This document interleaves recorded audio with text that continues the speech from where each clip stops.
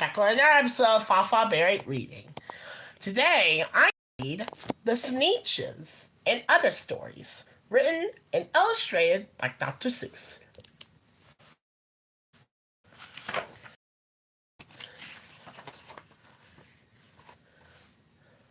The Sneetches.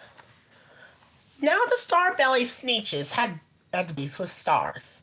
The plain-belly Sneetches had none upon stars. Those stars weren't so big, they were really so small. You might think such a thing wouldn't matter at all. But because they have stars, all the star-belly Sneetches will brag. We're the best kind of sneak. We're the best kind of sneetch on the beaches. With their snoots in the air, they would sniff and they snort. We have nothing to do with the plain belly. We'll have nothing to do with the plain belly sort. Excuse me. Excuse me. And whenever they met when they were out walking, they'd hike right on past them without even talking. When the Starbelly children went out to play ball, could a plain belly get in the game? Not at all. Your bellies have stars. And the plain belly children had none upon stars. Don't worry, we all play ball. Excuse me. It's just that the star belly Sneetches and the plain belly Sneetches don't like each other. Stay tuned to the story. Come on, me here. Excuse me. When the Starbelly Sneetches had frankfurter roasts, or picnics, or parties, or marshmallow toasts, they never invited the plain belly Sneetches. They left them out cold in the dark of the beaches. They kept them away, never let them come near. That's how they treated them year after year. Then one day, it seems, while the plain-belly Sneetches were moping and doping alone on the beaches, just sitting there wishing their bellies had stars, a stranger zipped up in the strangest of cars. My friends, he announced in a voice clear and clean. My name is Sylvester Monkey McBean, and I heard of your troubles. Well, I heard you're unhappy, but I can fix that. I'm the fix-it-up chappie. Excuse me. I come here to help you. I have what you need. And my prices are low, and I work at great speed. And my work is 100% guaranteed. Then quickly, Sylvester McBean put together a peculiar machine. And he said, you want stars like a plain belly Sneetch? My friends, you can have them for $3 each.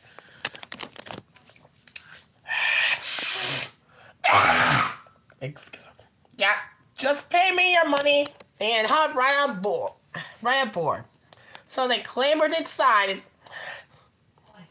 and the big machine roared.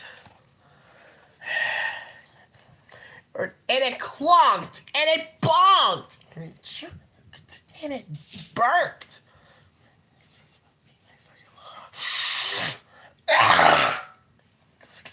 And it bounced them about. But the thing really worked. When the plain belly Sneetches popped out, they had stars. They actually did. They had stars upon stars. Then they yelled at the ones who had the stars at the start. We're exactly like you. You can't tell us apart. We're all just the same now. No, it's not. Jeez. And now we can go to your Frankfurter parties. Good grief. groaned the ones who had stars on the first. We're still the best Sneetches.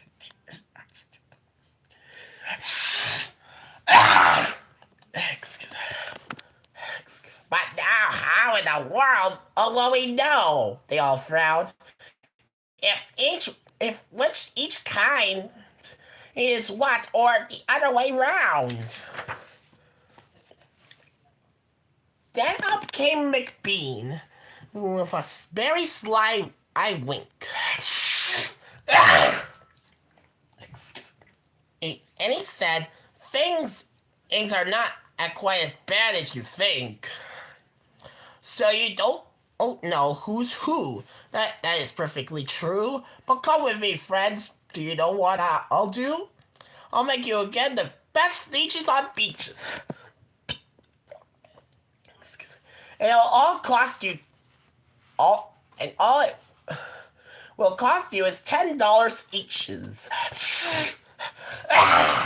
Excuse me. Belly stars are no longer in style, said McBean. What you need is a trip through my star-off machine. This this contraction will take off your stars. Or so you won't look like Sneetches who have them on doors. And that handy machine works very precisely. Removed all the stars from their tummies quite nicely. Then with their snoots in the air, they paraded about. And they opened their beaks and they let out a shout. We know who's who. Now there isn't a doubt. The best kind of Sneetches are Sneetches without.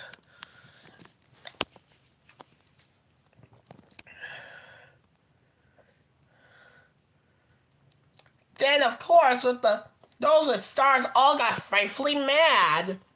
To be wearing a star name was frightfully bad. Then, of course, old Sylvester McMonkey McBean invited them into a star-off machine. Excuse me. Star-off machine. Then, of course, from then on, as you probably guess, things really got into a whole mess. All the rest of that day on those wild screaming beaches, Happy kept fixing up Sneetches. Off again, on again, in again, out again. For the machines they race and round them and about again, shaking their stars every minute or two. They kept paying money. They kept running through until neither the plane nor the star bellies he's new whatever, or this one was that one, or that what one was this one, or which one was what one, or what one was one who.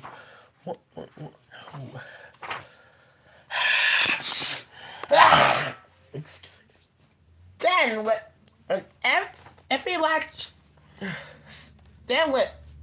last cent of their money was spent, the fixin'-up chappie packed up and he went. And he laughed as he drove off in his car up the beach. They'll never learn. No, you can't teach a Sneetch. But McBean was quite wrong. I'm quite happy to say that the Sneetches were really quite smart on that day. The day they decided that Sneetches are Sneetches, and no kind of Sneetches is the best on the beaches. That day, all the Sneetches forgot about stars, and whether they had one or not upon Mars.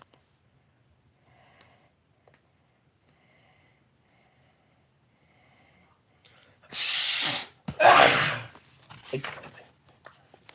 The Zacks. One day, making tracks in the prairie of Prax, came a north-going Zacks and a south-going Zacks. And it happened that both of them came to a place where they bumped. There they stood, foot to foot, face to face. Look here now, the north-going Zack said.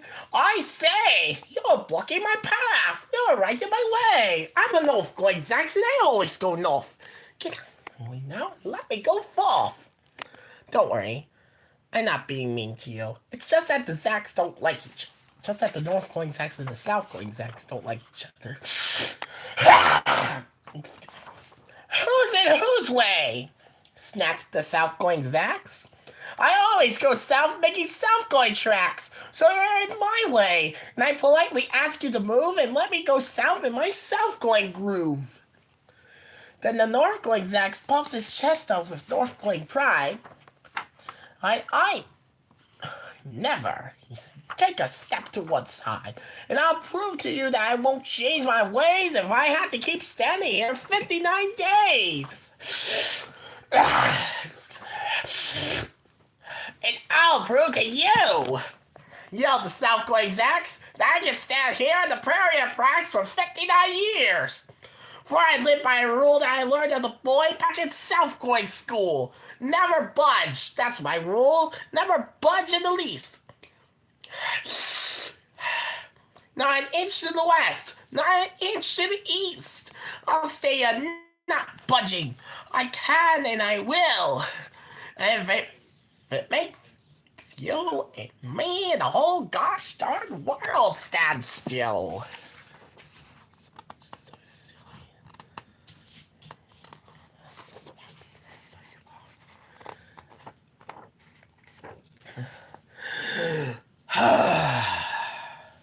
Well, of course the world didn't stand still. The world grew. In a couple of years, the new highway came through, and they built it right over those two stubborn Zacks and left them there, standing unbudged in their tracks.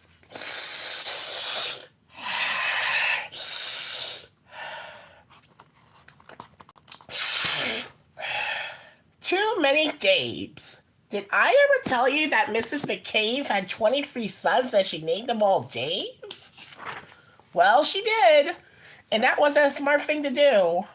You see, when she wants one, I called out, yoo-hoo, coming to the house, Dave. She doesn't get one. All 23 Daves of hers come on the run. This makes things quite difficult at the McCaves, as you can imagine with so many Daves. And often she wishes that when they were born, excuse me, she had named one of them Bakken Van Horn. And one of them Hoofs. And one of them Slim. And one of them Hot Shot. And one Say Jim. And one of them Shadrach. And one of them Blinky. And one of them Stuffy. And one of them Stinky. Another one Putt-Putt. Another one Moonface. Another one Mario Gravel Balloon Face. And one of them Ziggy. And one Soggy Muff. One Buffalo Bill and one Buffalo Buff. And one of them Sleepy, and one Weepy Weed, and one Paris Garters, and one Harris Tweed, and one of them Sir Michael Carmichael Sut, and one of them Oliver Butt, and one of them Zanzibar Buck McFate. But she didn't do it, and now it's too late. What was I scared of? Well, I was walking in the night, and I saw nothing scary. For I have never been afraid of anything. Not very. Then, when I was deep within the woods, when suddenly I spied them. I saw a pair of pale green pants with nobody inside them. I wasn't scared. But yet, I stopped. What could those pants be there for? What could a pair of pants at night be standing in the air for? And then they moved. Those empty pants. They kind of started jumping. And then my heart, I must admit, it kind of started thumping. So I got out. Oh, I got out fast. As fast as I could go, sir. I wasn't scared, but pants like that,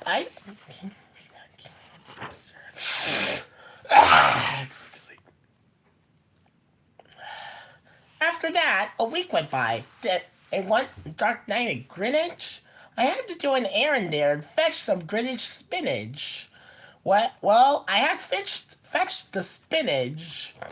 I was starting back for town when those pants raced around the corner, and they almost knocked me down. I lost my Greenwich spinach, but I even care. I ran for home. Believe me, I really had a scare. Now, bicycles were never made for pale green pants to ride on, especially spooky pale green pants with nobody inside them.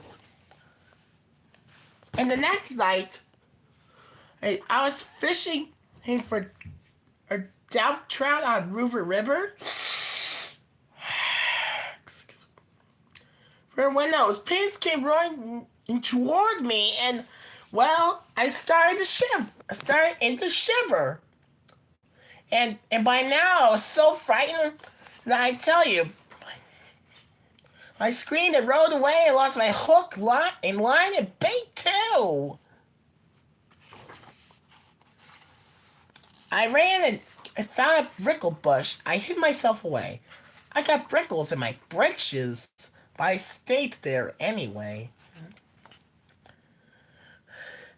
I stayed all night. The next night too. I still be there, no doubt. But I had to do an errand. So the next night, I went out.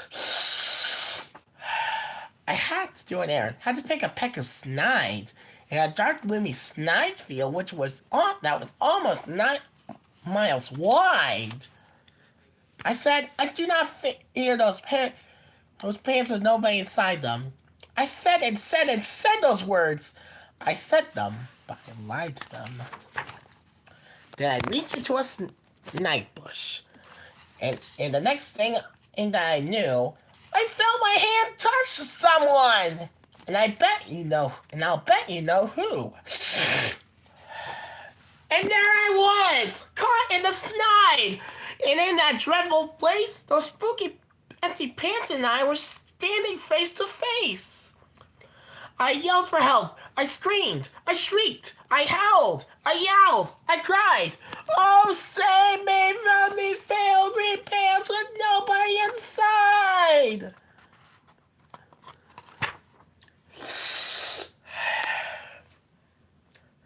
But then a strange thing happened. Why, those pants began to cry. Those pants began to tremble. They were just as scared as I. I never heard such whimpering, and I began seeing that it was just strange to them as strange to me. I put my arm around their waist and sat down right beside them. I calmed them down. Poor empty pants with nobody inside them. And now we meet quite often, those empty pants and I, and we never shake or tremble. We both smile and we say hi.